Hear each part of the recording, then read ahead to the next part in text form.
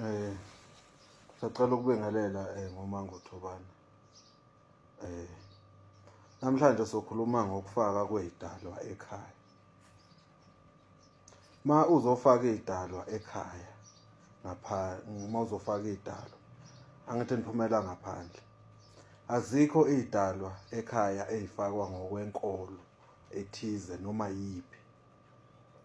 Azikho izidalwa ezifakwa ekhaya ngenkolo noma yiphi. Sengisho izidalwa zifakwa ngosiko. Ma umZulu, uma ulixhosa, ma noma wayiluphi uhlobo lomuntu, izidalwa zifakwa ngokosiko.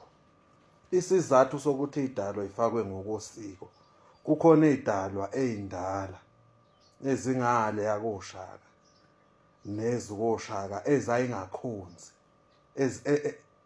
ezingayazi inkolo, yabo, ezingathandi ukuphathwa. Yabo. Manje izidalwa ayifakwa ngokwenkolo, zifakwa ngokwesiko.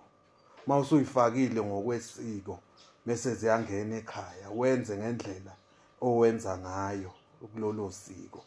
Emva kwakhona inkolo iyabikwa emsamo ukuthi manje thina sikule nkolo sesikhonza kanje. Yabo. Sengisho ukuthi abantu abayekela ukuthi ethu umuntu mina ngizonifakela izidalwa ngoba nakho ngisayoni, mina ngizonifakela izidalwa ngoba nakho ngiyini. Izidalwa ayingeni ngokwenkolo ekhaya ngoba kukhona ababengayithandi leyo nkolo. Yabo, abakashunyayezwa. Yabo. Inkolo bayithanda kuphi? Ma usubafakile wena ngaphakathi ekhaya. Mese ke uyayibika inkolo, mese beyakubona ukuthi cha kule nkolo ngathi kwenzeka kahle, mase ayithanda ke lamakhehla amadala nalabo abafela empini ngoba sebekhona ekhaya. Nabanye abangayazi nokuthi inkolo iyini.